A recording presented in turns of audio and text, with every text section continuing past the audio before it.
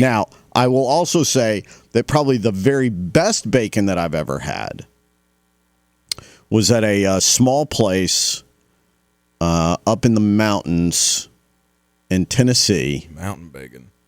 Body Marks? No. This was at a restaurant, but it was thick, like apple maple smoke wood type bacon or whatever. Mm-hmm. It was thick and crispy. That sounds delicious. Oh my good Lord! And it just melted in your mouth. It was so good. That sounds delicious. Maybe they have a Pokemon. Wouldn't that be something? If you have a Pokemon, like I don't know if you've been playing this Pokemon Go thing, or if you know where some like super rare one is or whatever, give us a call. We want to hear about your experiences. It's sweeping the nation. It's a total craze. I'm Doug Steffen, whatever that name is. All right, give us a call. What are you talking about? What his name? I don't know what his name is. This is the guy that comes on before us, quote unquote. We're on another network. On another Good channel. grief. Point. Yeah, it's the same 321-9001. 321-334-9001. Give That's us a call. the Charter Bank hotline. If you're Poke crazy. Oh, we got a call. Yep. Hello, you're on the air with Rich and Jer. Are you a Pokemon Go fan? Good morning, Rich and Jeremy. Good morning. I'm not sure is this Rich and Jeremy? I do not know what the Pokemon is. I almost soiled myself. The Pokemon. Yeah, this is Rich and Jeremy. Newt, you got the number. I'm sure you got it memorized. Yeah, this is us. We're trying to talk about Pokemon Go. You don't know? You haven't heard? I'm not familiar at all with Go. You know, Gaynell frowns upon gambling, Jeremy, so anything to do with going to poker, I'm afraid, is just beyond me. Pokemon. Well, it's not necessarily, you may be gambling with your life. I'm afraid that's going to happen. But no, it's this thing for your phones. It's a new Nintendo game that's come out, and the kids are playing it with their phones, and they're walking around and able to see these pocket monsters. That's what Pokemon mean. These pocket monsters kind of in real life. Jeremy, it's as if you are speaking a language from another world. When you speak to me of such things, I did understand something about some type of electronic game. I do remember when I was younger that one of the he was came from a very wealthy family in Chunky. In Chunky? He had the Mattel electronic football game. Oh yeah, which was just the envy of all 9 of the children in the Chunky school at the time. It was we all. I don't like to use the word covet, but we did, if truth be told, covet. You the Mattel football game. Don't even like to use the word. Dang, yeah.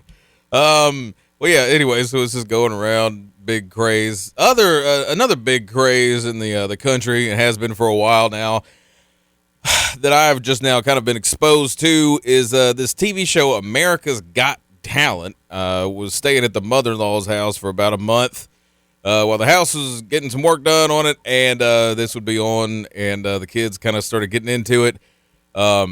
Do you know, and it's kind of like you'll have some really big singers that are really good and you're trying to make their way up and coming, but then you'll have just these obscure but talented people. Were there in Macomb or growing up in Chunky, was there anyone you knew that just had a really good talent that would make for a great, maybe a spot? I don't know if you've seen the show.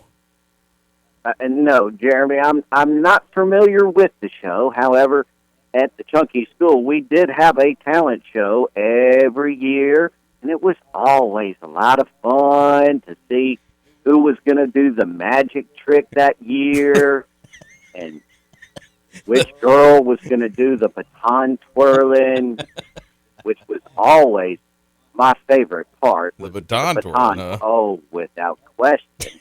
The baton twirling was always a very, very big hit until that fateful year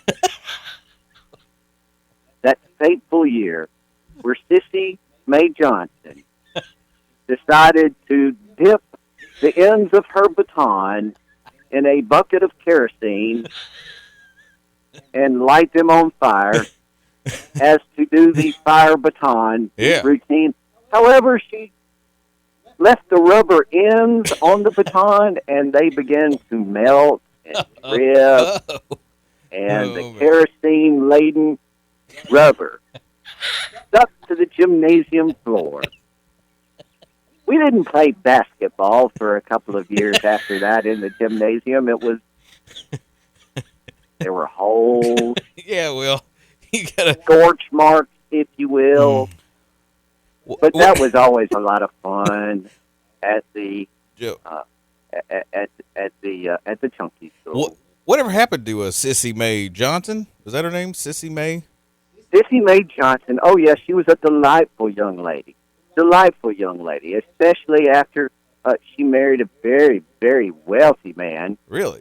Oh yes, a very wealthy man from Meridian who had insurance with his job, and she was able to get those teeth fixed and really made a big, big change in her life, Jeremy. And we were all very, very excited for her. Are y'all still in touch? Well, I see her occasionally. You know, Gaynell does not really. She frowns on me discussing the fair sex, as they say, and really discourages any contact with any other females other than her.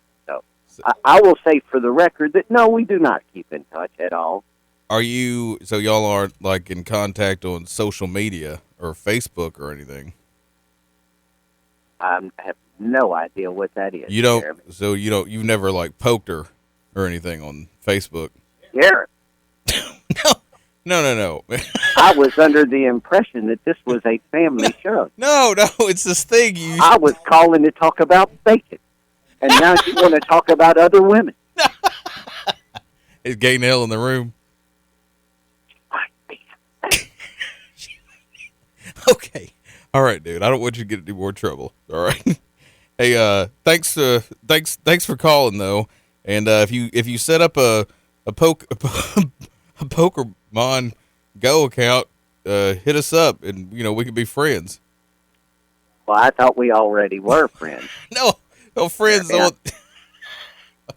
I'm not sure why we have to be more friends than friends. As I like to say, a friend is a friend, and that's good enough for me. All right. Good enough for me, too. Thanks, dude. We'll talk to you later.